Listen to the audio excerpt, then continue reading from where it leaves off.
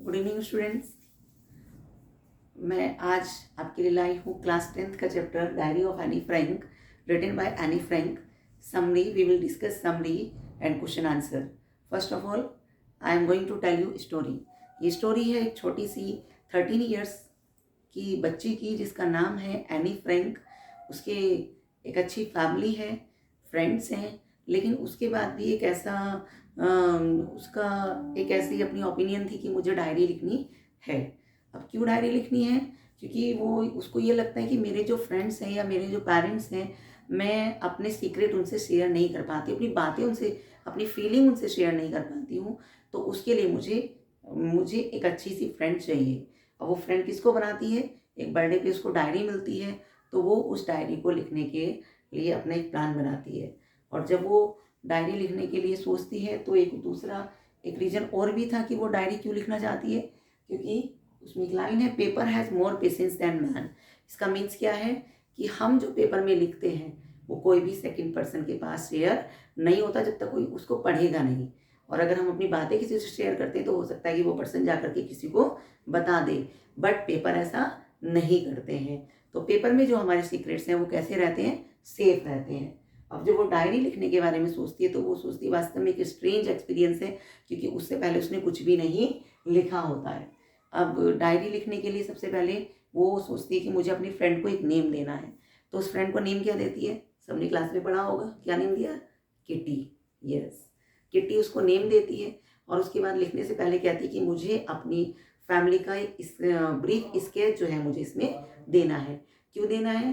ताकि इसकी स्टार्टिंग बन जाए। हालांकि उसको ये लगता है कि 13 ईयर्स की एज में मैं जो भी कुछ आज लिखूंगी, हो सकता है कि आगे चल के फिर मैं ही उसको पढ़ना पसंद ना करूं, तो बाकी तो कोई और क्या ही उसको पढ़ने वाला है। लेकिन उसको अपनी फैमिली के बारे में थोड़ा सा डिस्क्रिप्शन देना है।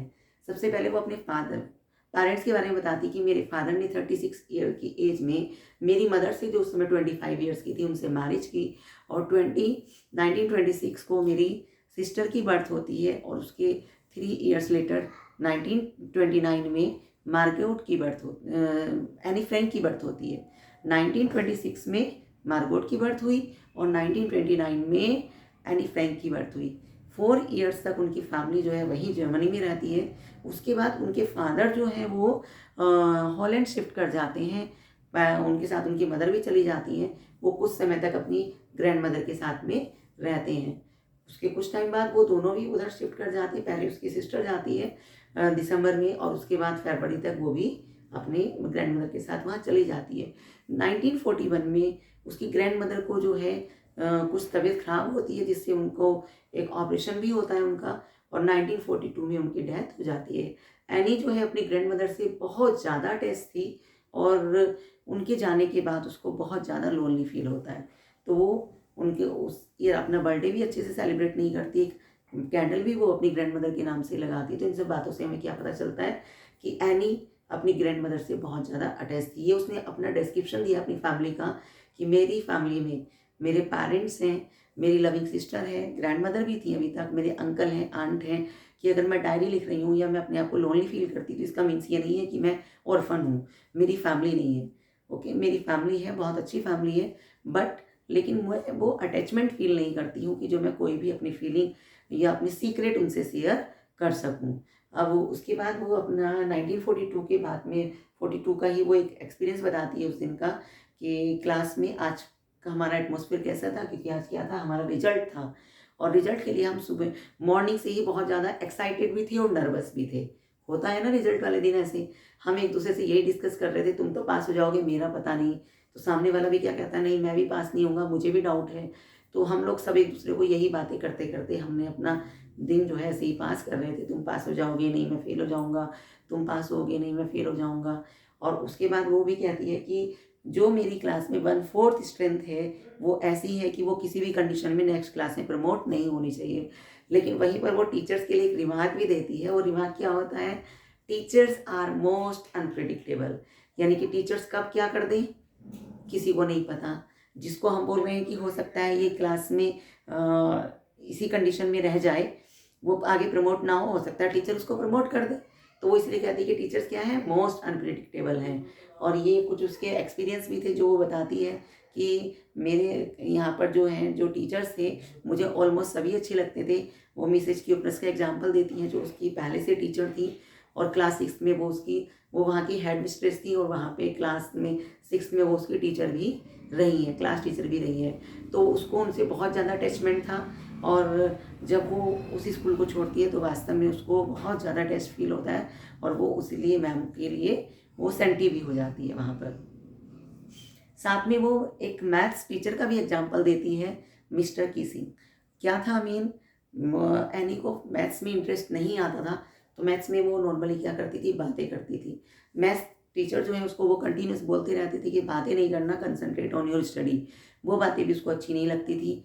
तो एक दिन मैथ्स टीचर ने उसको एक्स्ट्रा होमवर्क दिया और वो होमवर्क क्या था, she has to write one essay on chatterbox. Chatterbox पर उसको एक ऐसे लिखना था। तो एनी उस समय क्या करती है, उस टाइटल को लिख करके अपने बैग में रख लेती है। घर जाती है, जब वो होमवर्क करती है तभी उसको जो याद आता है कि मुझे सर ने एक ऐसा एक्स्ट्रा वाला वर्क दिया है, मुझे वो भी करना है। और जब वो उसको देखती है वो सोचती रहती है कि क्या करूँ, लेकिन उसके बाद अचानक से उसको कुछ याद आता है और वो बहुत अच्छे से उस चैप्टर को, उस टाइटल को अपना एक्सप्लेन करती है। क्लास में आकर के सबको सुनाती है, सबको अच्छा लगता है, टीचर कुछ नहीं बोलते हैं। हालांकि टीचर्स भी उसकी बात से वो एग्री थे। उसके बाद वो फिर भी कंटिन्यूस बातें करती रहती है, टीचर उसको मना करते हैं। तो फिर वो उसको एक नेक्स्ट वाला एक टास्क और देते हैं, एन इनकॉरिजिबल चैटर बॉक्स, एक ऐसा चैटर बॉक्स जिसमें हम कोई भी सुधार नहीं कर सकते हैं। वो उस ऐसे को भी निकलाती है। थर्ड टाइम उसको मिस्टर किसी एक और वर्क देते हैं। क्या था वो वर्क, क्वेक एक मिस्ट्रेस चैटर बॉक्स। अब वो इसको सुनती है तो वो घर आके सोचती है कि मुझे क्या करना है। उसकी एक फ्रेंड उसमें हेल्प करती है और वो कहती है कि तुम कुछ लिखो सॉरी, और मैं इसको क्या करूँगी, पोइटिक फॉर्म में इसको नोट कर दूँगी। तो वो एक स्टोरी बताती है, ठीक है, कि एक की स्टोरी थी जिसके जो 3 बच्चे थे वो बहुत ज़्यादा क्वेक करते थे। तो फादर जो है उन तीनों बच्चों को किल कर देते हैं, उनको मार देते हैं। अब जब वो ये स्टोरी आकर के क्लास में सुनाती है तो सारे बच्चे क्लास में एंटरटेन करते हैं और मिस्टर किसिंग भी जो है वो उस चीज़ पर एंग्री नहीं होते हैं। वो उसको एक राइट नॉर्मल वे में लेते हैं। उसके बाद वो एक उसको एक आर्ग्यू भी देती है, एक रीज़न बताती है कि सर मैं साइलेंट नहीं रह सकती क्योंकि मेरी मदर भी इतनी ही टॉकेटिव है। इसके बाद जो ये चैप्टर है ये यहीं पर एंड होता है। ये वास्तव में एक एनी फ्रैंक की डायरी से एक एक्सट्रैक्ट लिया गया था।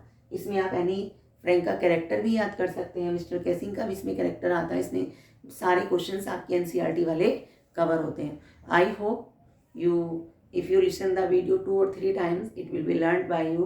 If you like the video please like, share and subscribe. Thank you.